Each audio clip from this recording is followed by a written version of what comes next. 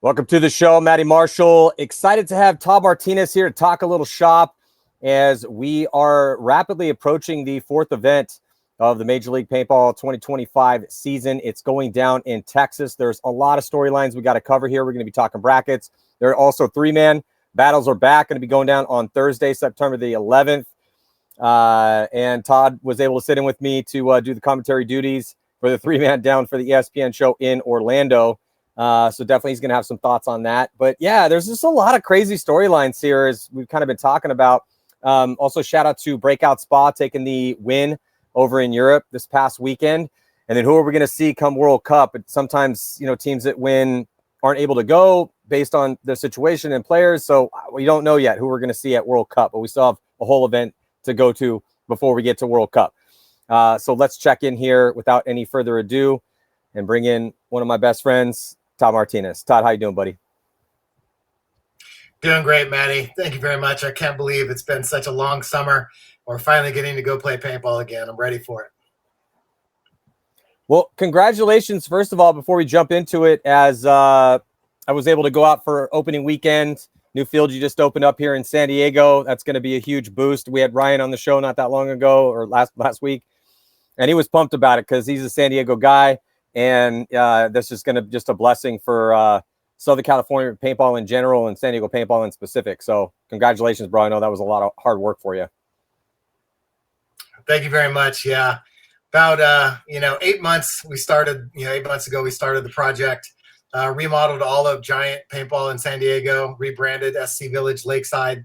It's been a lot, redoing like all the parking lot, the road, drainage, the new turf field, all the rec fields, just trying to spruce it up and, put some shade in out there because it could definitely get hot in the summertime and, make it nice. So, shout out to Bear and Geo for letting me do what I wanted to do and, rearrange everything and, get that tournament field all done here as the cherry on top of the sundae because, it's flat, it's beautiful, it's nice. We got good turf, brand new set of bunkers and, ready to be able to go after it every weekend for anybody that wants to get out there and, be better at tournament paintball.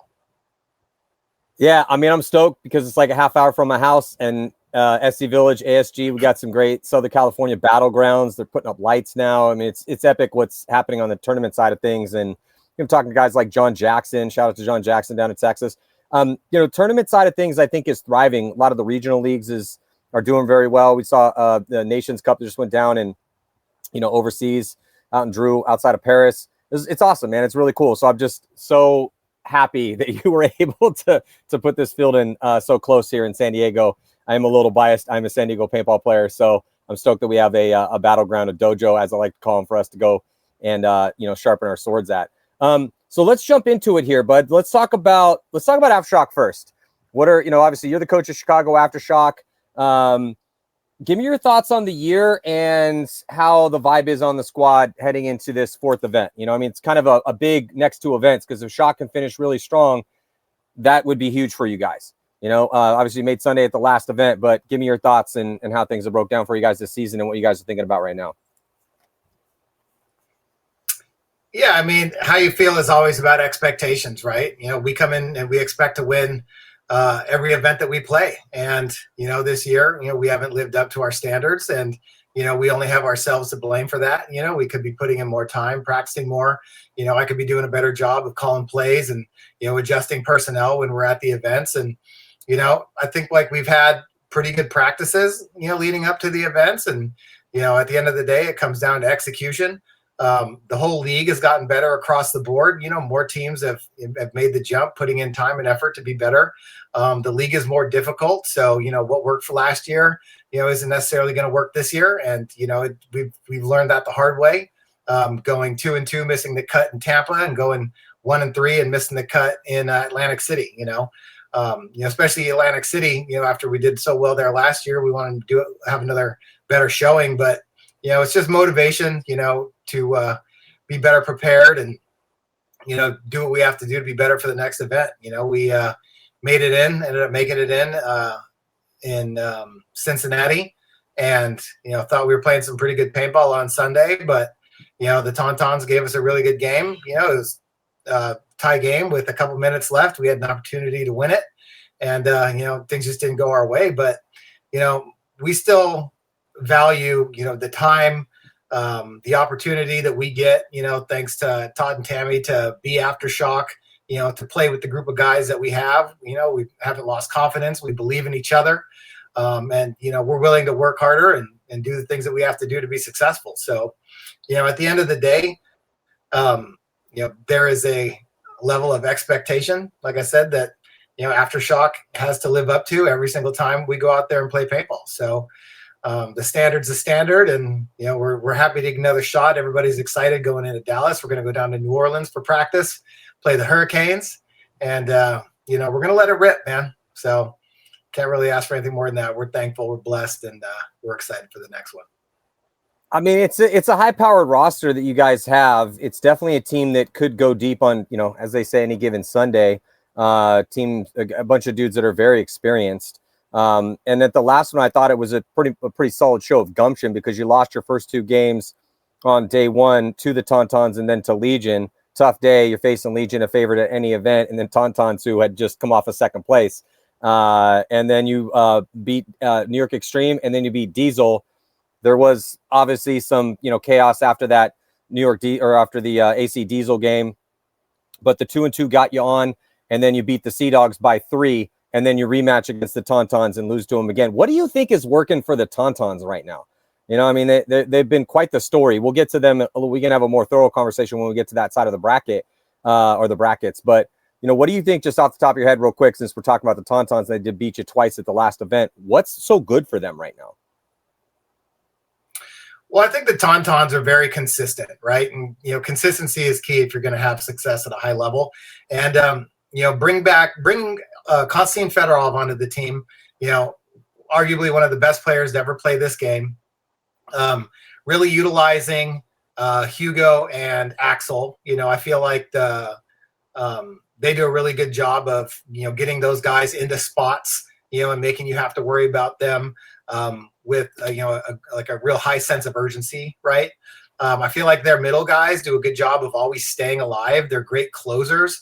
They're great gunfighters. They just don't make mistakes, to be consistent.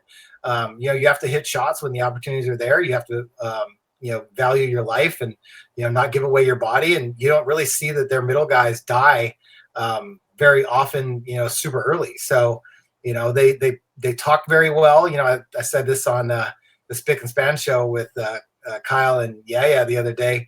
I don't think their coach even has a clipboard. They're very well coached. They stay very calm. They just have communication, when they come back to the pit. They're just constantly having those conversations. They're building. It's not like, I have to have this giant book of, 35 different plays, when it's really just like, hey, we practiced, we know what works, we know what we like. And you can tell that, because of that, they can just have good conversations about what's happening during the game. And, you have to be honest with each other if you're going to execute like that. Right. So, I feel like, they're able to be consistent because, they're honest, they have good relationships with each other, and they talk through the situations, play by play. And, to be able to do that consistently together, they believe in who they are, and, guys perform at a high level. So they play with confidence, and, I think that they're just do a really good job of being consistent across the board. Yeah, I love the way Pascal coaches. It is interesting that he rocks no clipboard, which is not the meta. Almost every, some guys will go iPad. Most coaches are going to go clipboard. I don't know any other coach that just doesn't have any reference materials at all. He just has the field in his head. But it just goes to show you, again, with the success they have, because yeah, it's important to be able to have game plans, and that is definitely part of this game, and predictive analytics. You see a lot of like the Russian Legion, Red Legion, they have a deep coaching squad.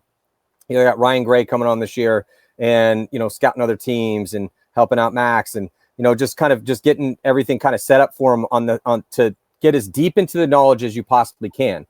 But there are different ways to get that done. And when you have players that have been playing for as long as they have, a lot of the core veterans of the Tontons, and then you also have some of those up and coming guys that play very smart, intelligent paintball, it's, they understand, all right, if we lose a guy here, this is still like what we need to accomplish. They understand the difference between tactics and strategy.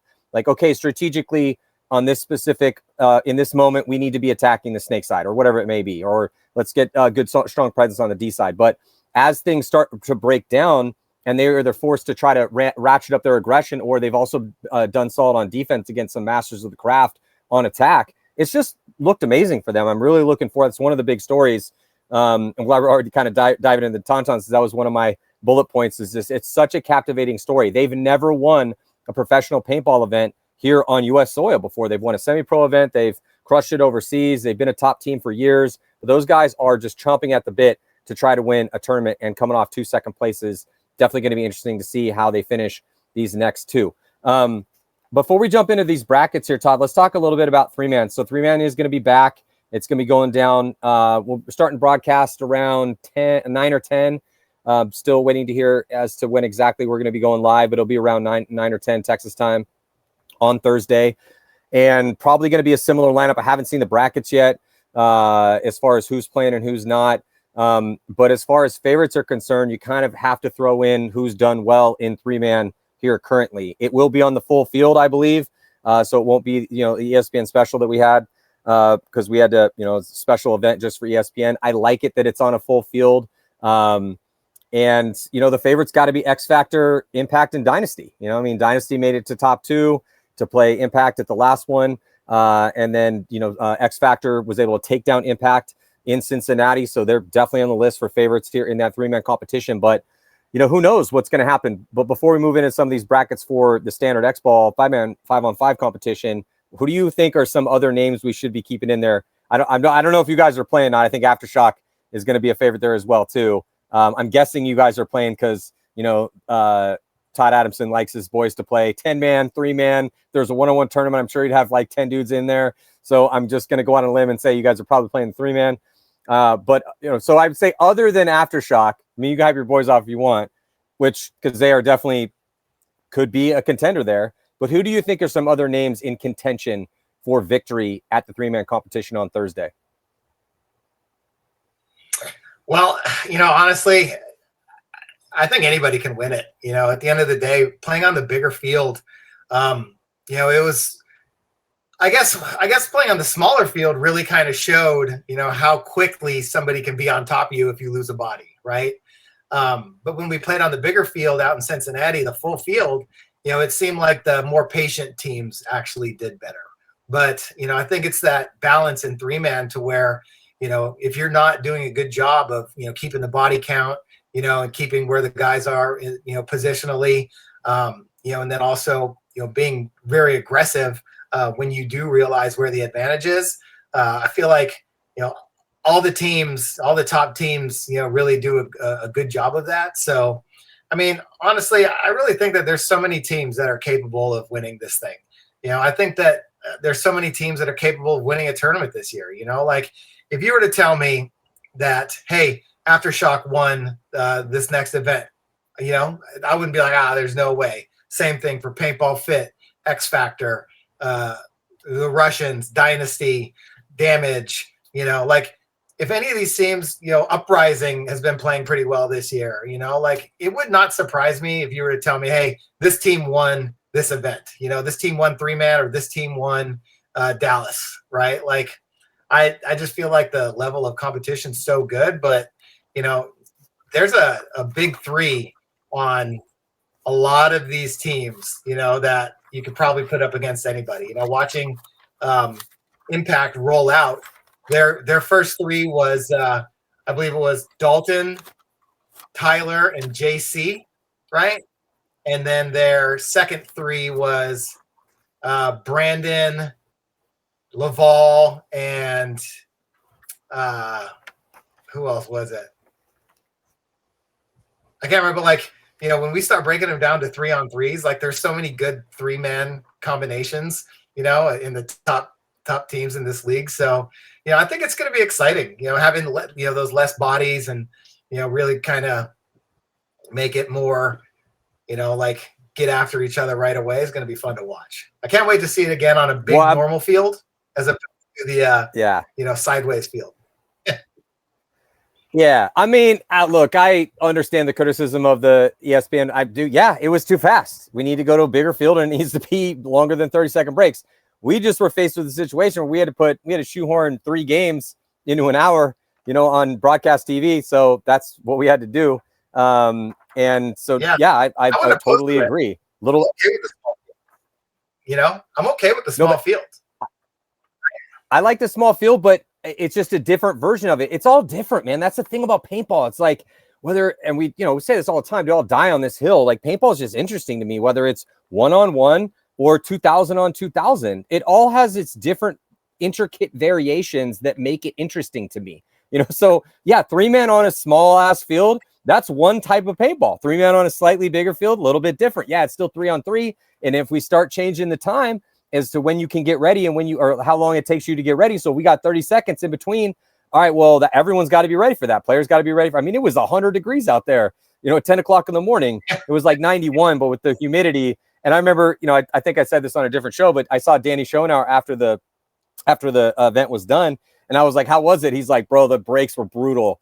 The producers came up to us after we finished. We won the semifinals. We're going into the finals. Impact gets the break. I'm on my knees, panting, like just sucking wind. They're like, Dynasty 4 minutes until we're back. And he's like, dude, this is gonna be rough. They're gonna go play another one. And they couldn't get guys to the box. So if you expand that out to 45 seconds, then that creates a different set of variables that you have to deal with, and it's a little less cardio. But if it was all run to a T and everyone was used to that, and it was 30 seconds, it would definitely test the endurance and the stamina of those athletes. And then if you take it out to even at 45 seconds, I think it's still massively going to test the endurance, obviously, depending on how hot it is.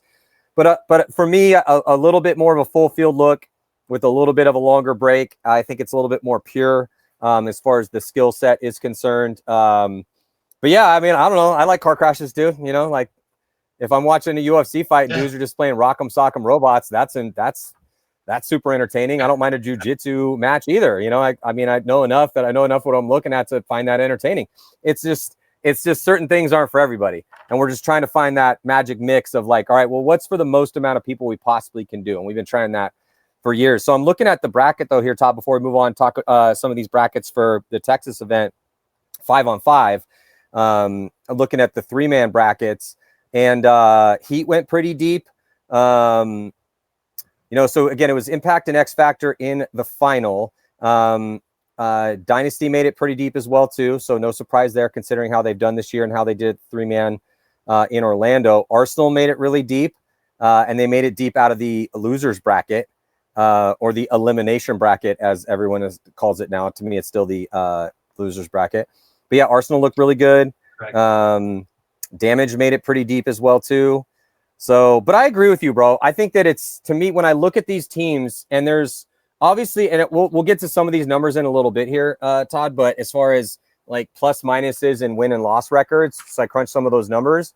But I do agree that, with a few outliers at the bottom of the rankings, it would not be a surprise, especially in the 3-man, because like you said, every team's got 3 big dog studs that you're like, all right, well, if those dudes get on one, they're going to be hard to beat.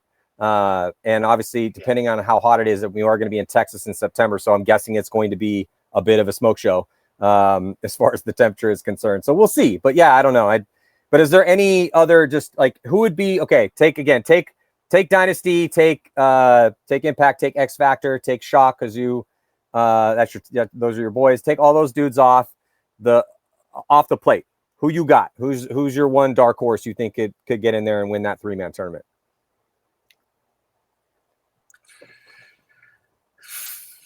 Dark horse. I know it's tough. That's the whole reason we do the show, though. We got to have these conversations.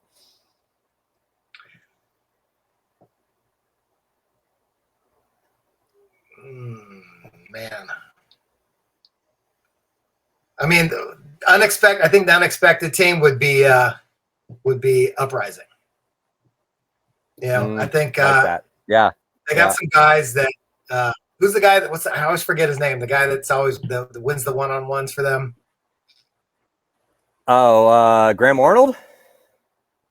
No, the other guy. Thinking about Graham Arnold? Not Graham Arnold? Other guy that wins. Well, the one thing that but not to. Here's the problem with Uprising though. They didn't play the 3-man last time, so I don't know if they're going to play it this time. Yeah, I feel like I'm not. A 3-man would be right up Nasty Nate's alley. You know what I mean? Like I can see Nate Schrader just wilding out, in a 3-man game. Oh yeah, Nate would go off. But I feel like again they've been doing good in 5-man. But I'm just wondering who the guy.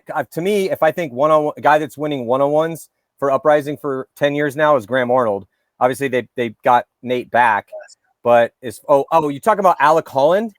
Then he's not new anymore, but Alec Holland might be the other guy. Yeah, Alec Holland. He's nasty. That's what I'm talking about.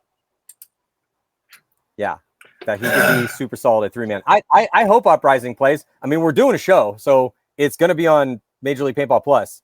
So I'm hoping Uprising plays. I love Uprising. I'd have to go ditch my headphones and go grab it, but they gave me one of their because they do all those like custom jerseys every time. So they hooked me up with a jersey because I'm always complaining about the font that they put their names in because it's just illegible and really hard to read. And so they're like, Matty, we know you're always complaining about our fonts. We love our jerseys. I'm like, I love your jerseys too, bro. Like, can I just get a legible font? And they're like, we're going to get you, because I had a talk with the owner and some of the dudes on the team.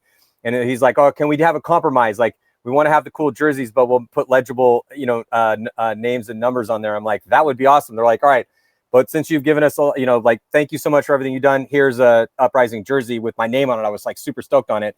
But the alien weird font that they had last time actually ended up being super readable from far away, which was really great at the last event, surprisingly enough. Because when I saw it up close, I'm like, oh, great, this is going to be a tough one.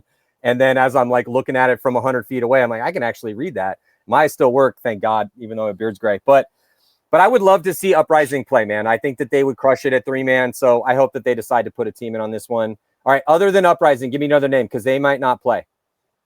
Who you got? I can throw a couple more teams that went deep.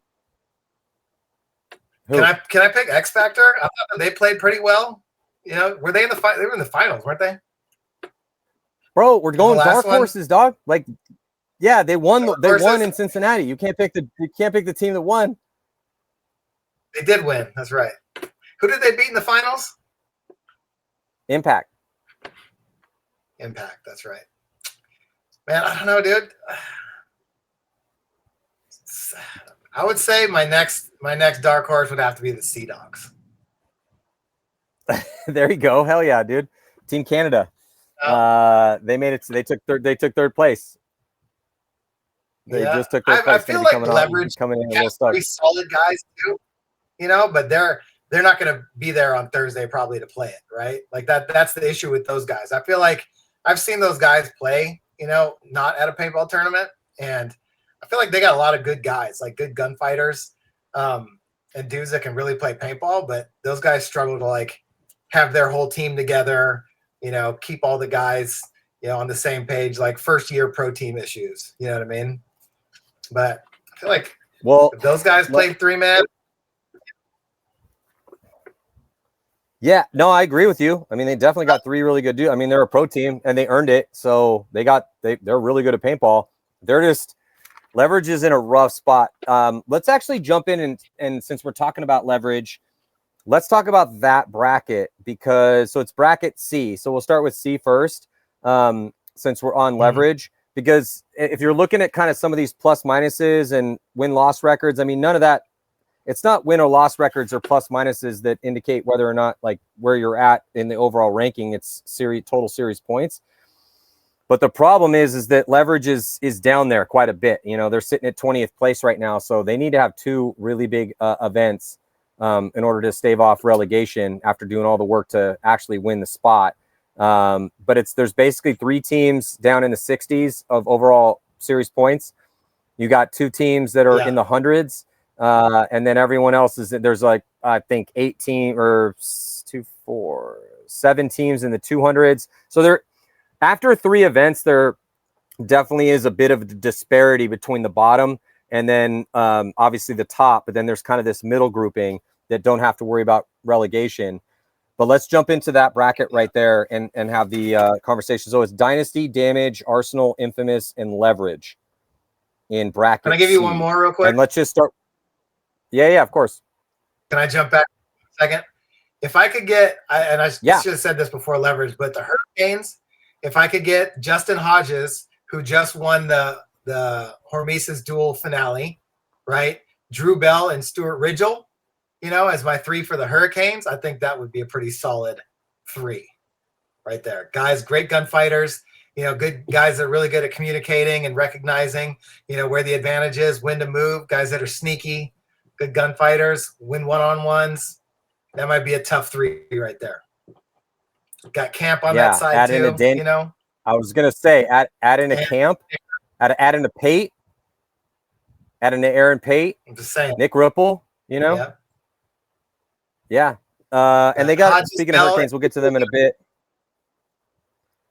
I'm interested to see what the Hurricanes are going to do with this new owner, because they've had they haven't had problems getting to events. Obviously, those are all grown men with grown men jobs, and they can afford it. But to have some support for the first time ever, and as we well know, if you're not playing a ton of paintball and playing a ton of paintball together, ideally, but especially staying crisp on your drills at any level, it's going to be really hard to win. So I'm excited to see what they're going to be doing with that. But yeah, no, I like the Hurricanes, and I like that roster. I think that would be good for a 3-man. But let's jump into this bracket C. You got Dynasty, Damage, Arsenal, Infamous, and Leverage. And let's start with Leverage, because Leverage is sitting with a 1-11 overall record, -39. They're sitting in last place with, I believe, 63 points. Give me a second. 62. They got 62 points. Extremes at 67 and Energy Elites at 68. Double points for Cup. So, but some work to do here for Leverage. What are your thoughts here on Leverage? I mean, that's a tough bracket. Dynasty and Damage, and I'm trying to pull it up myself here. You said Dynasty, Damage, Dynasty, Leverage, Arsenal, and Infamous. Yeah, Infamous in tier 4. So I feel like when you have Infamous and Arsenal, I feel like those are 2 teams that can play really well based on what layout it is. Sometimes if those guys get a favorable layout, then that really helps them a lot, right? I think Dynasty and Damage can play well on any layout. Again, Leverage, I feel like they've got the players, because I've seen them play, and I feel like they have a good togetherness when they have their whole crew, and their whole crew goes to practice and they all show up. But I feel like that's been an issue for them lately, and I don't know if they're going to have all their guys there in Dallas, right? So that's my big question mark for them. Arsenal and Infamous, I feel like I got to see the layout. But, Dynasty and Damage, those 2 are the 2 you expect to see at the top of the bracket. But we've seen Arsenal win, go 4-0 in the prelims before. So, can't really rule them out. And picking up Kyle Spica, I think it's definitely going to be a good thing for them. But, they got a good, solid team. Yeah, I mean, this bracket's rough, man. Dynasty obviously is having a year, even as I was had Ryan on recently, and we were joking about the constant rebuild. They lost some starters. They lost Archie Montemayor, lost Marcelo, losing Chris Shear. They lose their coach. But they've had some guys step in and have some big years. I mean, Damage is looking real solid. I mean, Damage is looking insane right now. So, Dynasty and Damage definitely should be coming 1 and 2 out of that bracket if we're, but Arsenal and Infamous, I mean, Infamous has been underperforming based on their roster. They're hungry for it. And then Arsenal has also had some decent looks this year. Infamous is sitting in 16th, though. It's been rough. I mean, Infamous has not made a Sunday yet this year. 13th, 17th, 14th. They went 1 and 3 at the last event. They beat Leverage at the last event, but that was the only game they won. So a little rough for them. Arsenal took 5th at the second event. went 2-2, Yeah. but they had a -5, sitting at 2-2, -5. So bad point differential to try to make it to Sunday. 13th for them. So they're at 14th, 5th, 13th. But yeah, the roster is pretty ridiculous. Tom Ford is trying to do everything he can. And, you know, and Travis Szymanski is, you know, he's paying dudes and he's picked up dudes in the years past. So, you know, both those teams are underperforming based on what management and themselves want to see out of them. They want to be making every Sunday and fighting for wins. I think that's one of the toughest brackets here, to be honest. Having Arsenal in tier 3, Infamous in tier 4, and Leverage in a kind of a do or die situation. That's rough, dude. That's a really, really rough one, man. I don't know if I'd want to be in that bracket if I was any one of these teams. Again, it's always, as we say all the time, it's all these brackets kind of suck. They're all hard, but you know, we do have ones that are harder than others, but it does come down to layout too. You know, what's the layout going to look like? We don't know what the layout's going to look like yet. Is it going to be hyper aggressive layout? Is it going to be mixed? Is it going to be defensive? I highly doubt, based on the layout that we had in Cincinnati, that we're going to see anything close to slow. That was one of the more tactical layouts we've had in years. I think this one's probably going to be as close to us as aggressive as Jason can make it. I think it's probably going to be one of those types of situations. We'll see, you know, or maybe to be a little bit more balanced. You have a little bit of a mix of both. But I think it will be, since we had a slower one, the last one will be probably erring towards the side of aggression on basic principle. What do you think?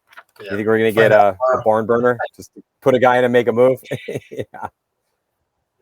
I mean, all throughout this year, there hasn't been like Atlantic City was a super sit and hold field. You know, last Cincinnati was a super sit and hold field, right?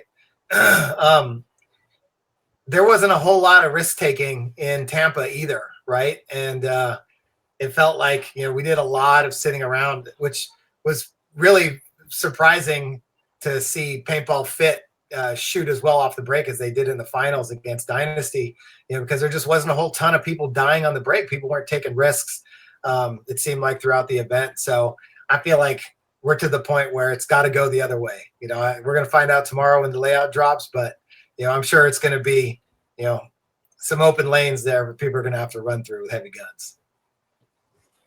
Yeah, I'm guessing that's probably going to be how it's going down. But yeah, we will see.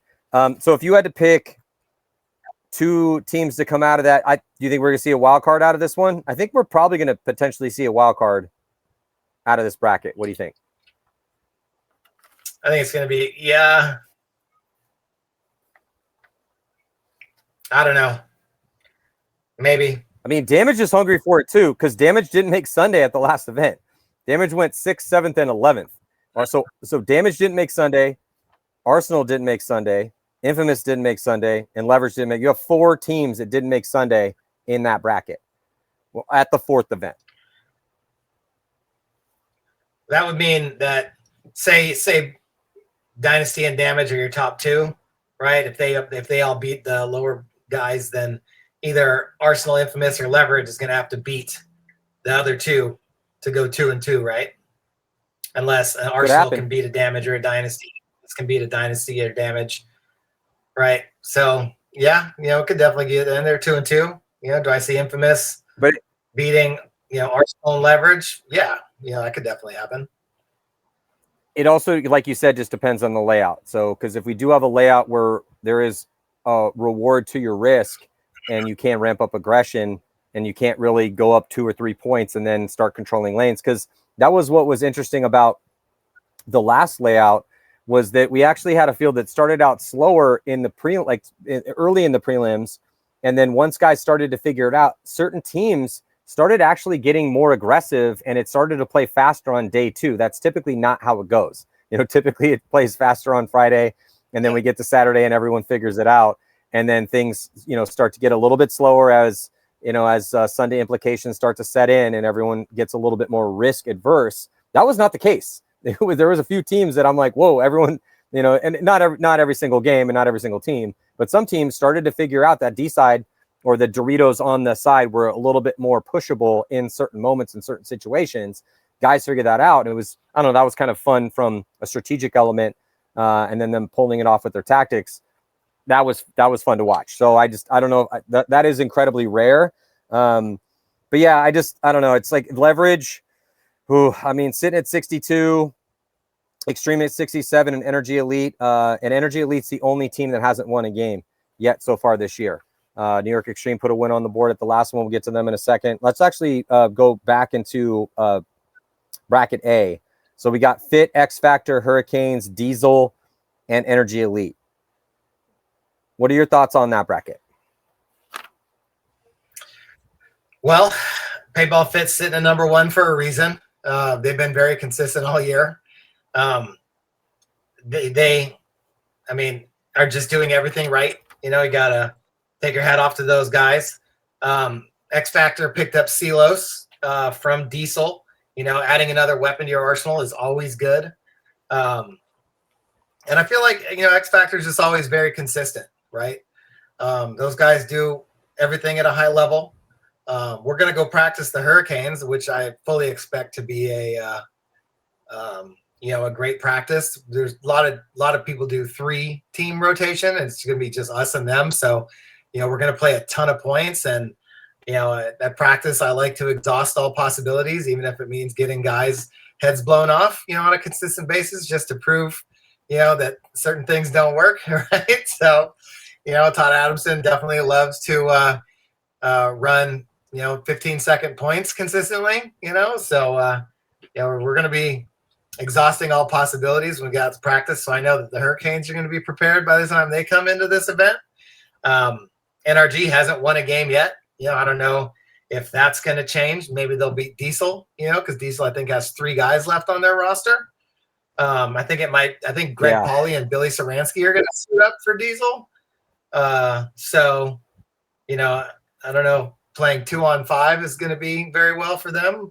You know, go very well for them. But, yeah, I feel like Fit, X Factor, and Hurricanes, if I was going to say, is the wild card going to come out of this bracket as opposed to, you know, the other bracket, I would bet more money on one of those teams coming out of the wild card than the other bracket.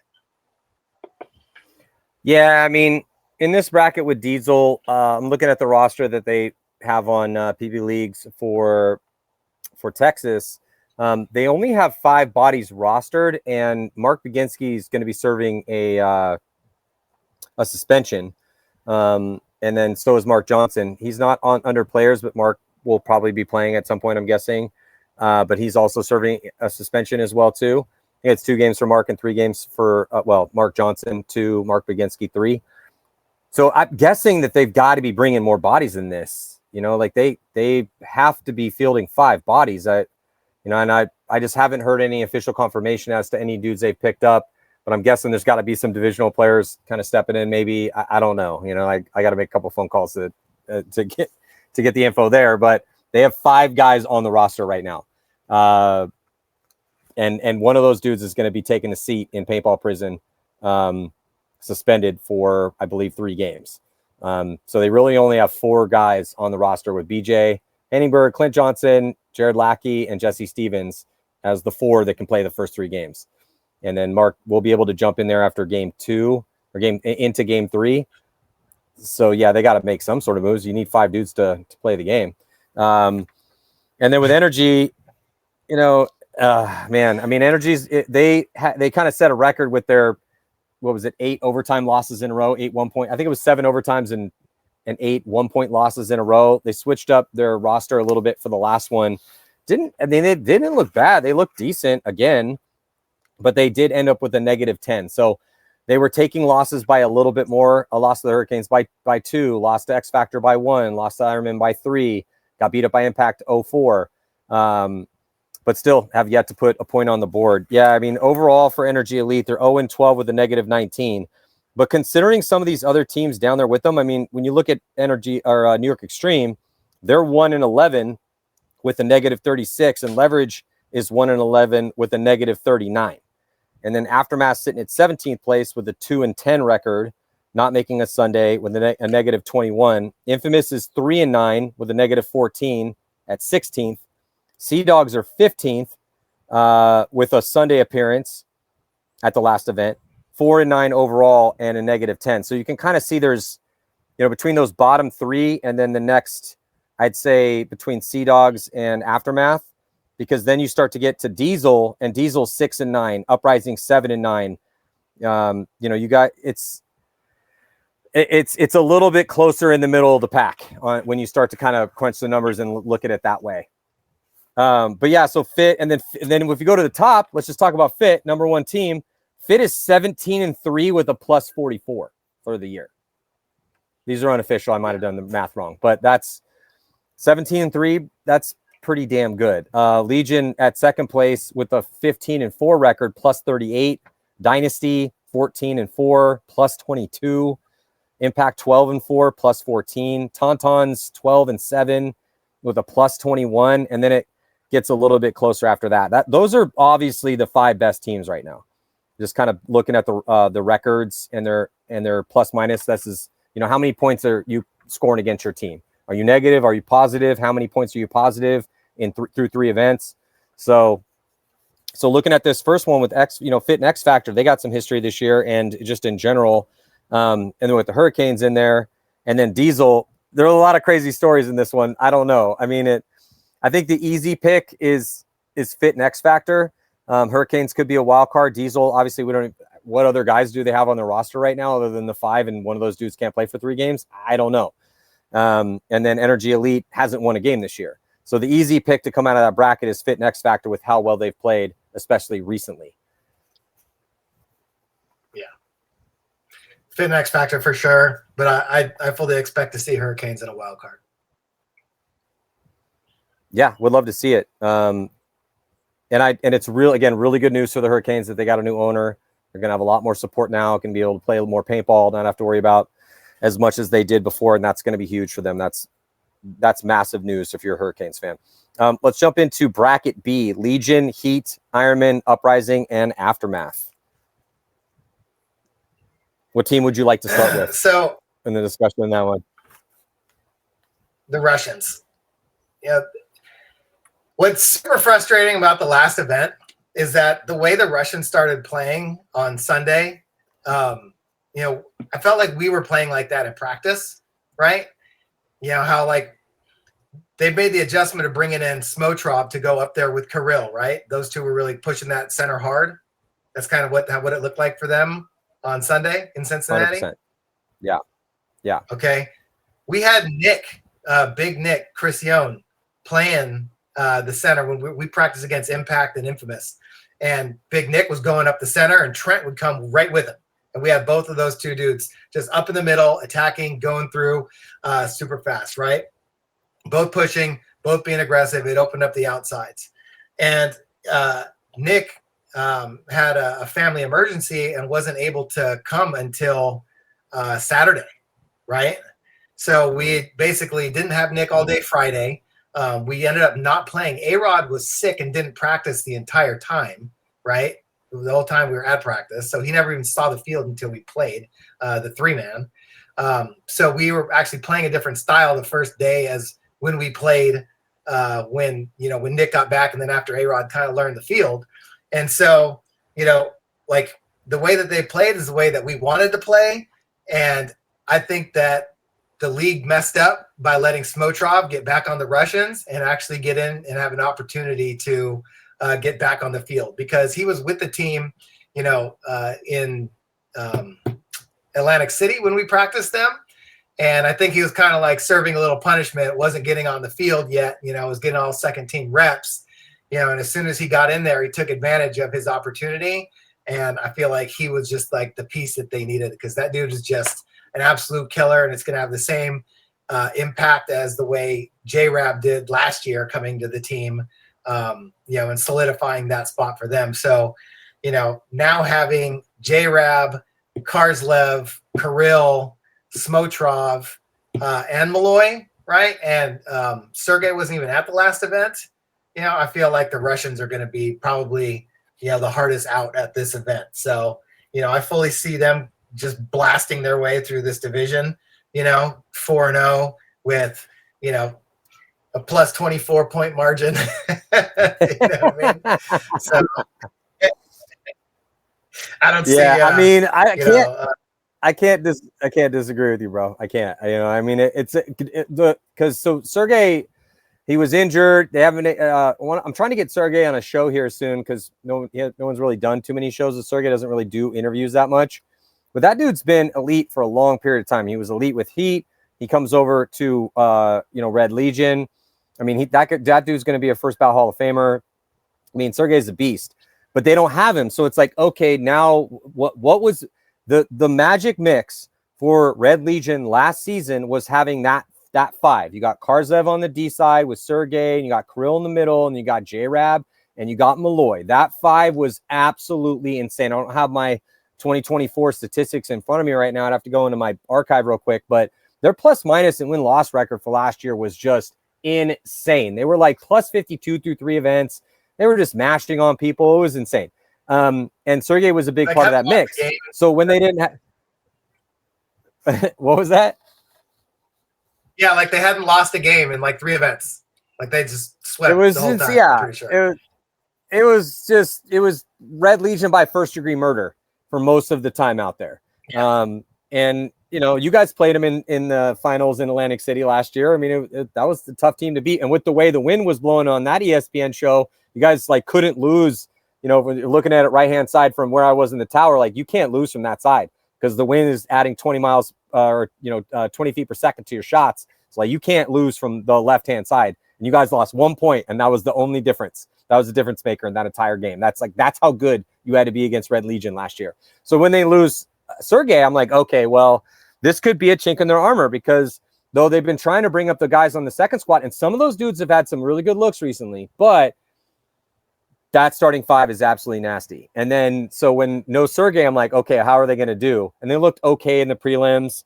They went 3-1, lost to the Tontons by 1, beat up on New York Stream, beat up on Diesel, barely beat you guys. Anyway, but to kind of co-sign on what you're saying, but then Smotrov steps up and just he's the guy. I'm like, okay, cool. So if they get Sergey back and they got Smotrov, and then the guys are bringing up from that second line, they're getting better and better. They got a really good future for that squad. But I agree with you. I think that they're going to, I mean, the Ironmen have looked decent at times this year. Uprising also, I mean, that could be a pretty brutal bracket, but Legion's going to try to play their brand of paintball. You got to meet them at that level, whatever it may be, based on the layout, and beat them at their game because they're just going to play their game. They're not going to let you dictate the pace of the game. They're going to play their game. That's how they play paintball. But what makes this one interesting is that, you got Heat with the 3rd place at the last event, and they look pretty good. Beat Dynasty by 2, went 3-1 in the prelims. Their only loss was to Fit by 1. They had nothing but close games. So there was just tough game after tough game after tough game, but an overall 5-2 record for 4-2 record for Houston Heat. And again, based on the layout, could be an interesting one for Heat. And then with the Ironmen, also making their first Sunday, but they've been right there, 12th, 11th, 10th, even on the point spread, 13-4, 13 against, went 2-2 in the prelims, barely made it on. Well, they had a +2, so they make it on, then lose to X Factor by 2. So, I love that Ironman roster. It took them a while to get it going, but they've talk about a lot of rebuilds. They've been like rebuilding every year. But I think that bracket gets pretty interesting. And then with Aftermath also in the 5th tier, because, one of the formulas of how you do this is you play a ton of paintball with your boys to get everything dialed on the communication element of things. And Aftermath plays a lot of paintball together at ASG. So, I just, that bracket could get really interesting. But based on what we saw out of the last one at Uprising when they went 1-3 with a -4, and what we've seen out of Aftermath, they definitely need to step up here for the 4th event to put themselves in a good space, good spot for World Cup. Yeah, I do have a feeling that both of those teams have been playing a lot of paintball in the summertime, though. I don't think it's going to be the same. Adding in, the new coaching with Uprising, more consistent practice regiment. I feel like maybe they took some time to regroup, after these first 3 events and get together and practice. But I could be wrong, give Tyler a call, see what the deal is with those guys. But, I feel good about Uprising this next event. Aftermath, we know they play. We know they play a lot. I feel like with them, what gave them success last year was buying into that style, right? Where they kind of played like damage paintball, right? But it really hasn't worked out so well for them so far this season, right? If that makes sense. Last year it was get up bodies, get up a point, everybody shoot 9 pods, 10 pods, and don't go anywhere and force teams to make mistakes. And, they just haven't been able to execute that so far this season. Well, if you're looking at Aftermath, they were 0-4 at the last one. They were 1-3, 1-3, 0-4. They're sitting at a 2-10 record for the year. No Sundays, -21. Someone's got to change. They took a top 4 last year, and when you're looking at your performances this year, not good enough. Considering how much paintball those guys play, something's got to change.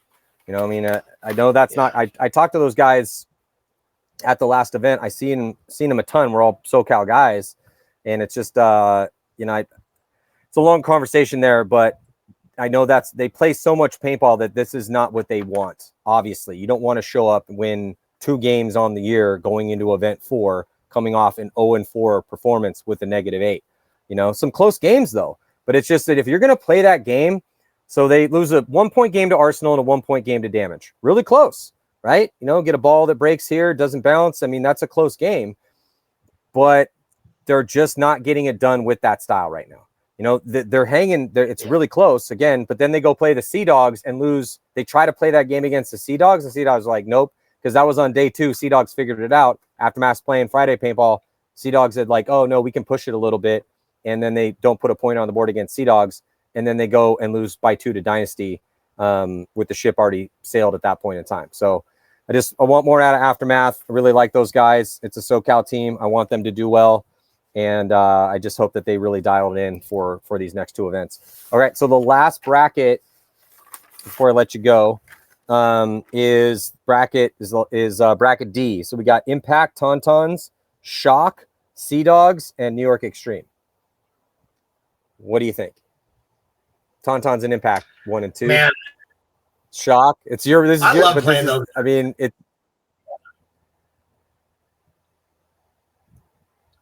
I love playing Impact. I feel like I played them a bunch of times with a bunch of different teams. They've had a lot of the same guys for a long time. We've had some good battles with them, over these last 2 years.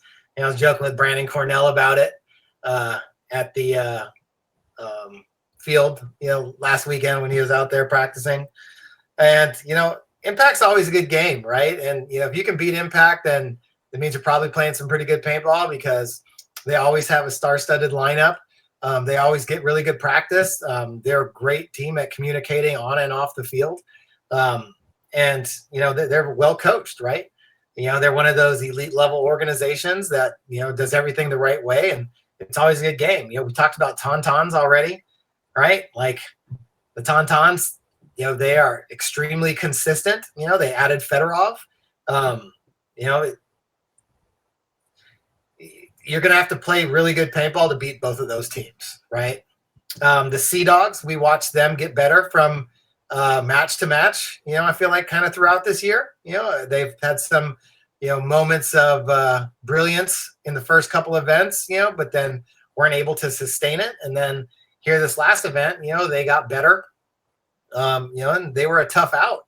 So, I feel like the Sea Dogs are getting better, which is what you want out of, new pro teams. They bought their way into the league, and, they got to prove it to everybody else that's out here and earn respect. And, that's something that they have to do on a game by game basis. Right. NYX, we've had to play them every single event, and it kind of sucks because I love those guys, and, I sponsor them with Defy, right? But we just keep ending up in the same bracket, and I know that, Harris is putting a lot of effort into trying to get that team better, but, they just, they make mistakes, and, other teams capitalize on it. So, I feel like, with the players on that roster, they are capable of being a lot better than what their record shows, but at the end of the day, your record is, the team that you are. So, we're going to have to fight our butts off in this bracket. We have a lot to prove based on what we've done throughout this season so far. And, I know that the guys are motivated. The guys are excited to get back together. We've been playing a lot of paintball. I've been talking to the guys, and, they're not satisfied with the way that we've been playing. So, we're going to be a tough team to play at this next event. We're going to go give the Hurricanes a run for their money down at their home field. And, hopefully we can knock one of those top two teams, out of those positions, right? Because at the end of the day, you want to move up the standings, knock out some of the good teams early. So, see if we can make that happen. Well, you've only played Impact once this year, and it was a really close game. They beat you by 1. And then, like you said, you beat New York. New York Extreme has only beat one team this year, and it was Diesel at the last event. I just think that 3-team race at the top with you guys, the Tontons, and Impact is really interesting. And then, your breakdown on the Sea Dogs and New York Extreme, I agree with. I'm just interested to see the Sea Dogs just went, they didn't play as the Sea Dogs, but they played as Team Canada, or a bunch of them did at least. And they took third. They beat Mexico in the consolation match. That's always a fun thing. And I think it gives a good vibe to the team. So I think that's a good, it's not like a standard practice session, but it does something that practice can't do for you. It gives you this almost unquantifiable boost when you go overseas and it's all you versus the world. And it's that's just an amazing vibe. Been there before. It's awesome. And it does wonders for your game. So I'm excited to see what the Sea Dogs bring to this one. This is an interesting bracket. But just that 3-team race at the bottom right now between Energy Elite, Leverage, and New York Extreme. It's going to get really interesting to see who gets relegated, and then who's going to move up from the semi-pro division. Is it going to be Bear Ridge? There's a bunch of teams down there, but Bear Ridge is looking pretty good. Yeah, I'm excited for this one, man. Texas is going to be fun. I'm just hoping it's not, 1, I hope it doesn't rain, and 2, I hope it's not 400 degrees. But I'm sure we'll probably get a mix of both, to be honest. Texas. Good snow. I mean, and we've been in Texas where it's when it snowed for an event. I don't think it's going to be this one in September, but yeah, man, I'm stoked for it. Well, Todd, thank you so much for sitting in with me. Really appreciate it. Again, respect for all the things you do for this game. So stoked that you are doing everything you're doing with Defy, and also with the SC family, opening up SC Lakeside and hold it down with Shock. So yeah, man, it's been impressive to watch your career, dude. So it's always fun to touch base with you. So and everyone out there, make sure you tune in. It's coming up quick. September 11th, starting with the 3-man as the battle gonna be going down in Texas, and then jumping into the 5-on-5 standard Major League Paintball format for the 4th event to see how things are going to shake out. A lot of compelling storylines as we set up for World Cup. So who's going to win the championship? Is Fit going to continue to be the best team in the world? I don't know. Well, Todd, thank you so much, buddy. I'll see you next time. Thank you, Matty. Appreciate you.